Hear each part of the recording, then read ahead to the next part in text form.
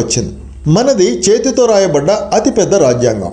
అంటే మన రాజ్యాంగం రాజ్యాంగ సభలోని వివిధ కమిటీల ద్వారా తయారు చేయబడి ఆమోదం పొంది ఇద్దరు వ్యక్తుల చేత ఇంగ్లీష్ మరియు హిందీలో వారి స్వదస్తూరిలో రాయబడింది.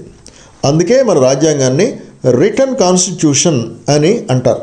అలా రాసిన ఇద్దరు వ్యక్తులు ఇంగ్లీష్లో ప్రేమ్ బిహారీ నారాయణ్ రాయ్జాదా మరియు హిందీలో వసంత్ కృష్ణన్ వైద్య.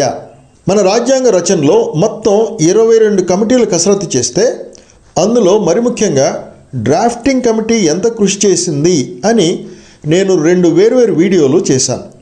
ఆ వీడియోల లింక్స్ కింద డిస్క్రిప్షన్లో ఇచ్చాను. సమయం దొరికినప్పుడు ఒకసారి చూడండి.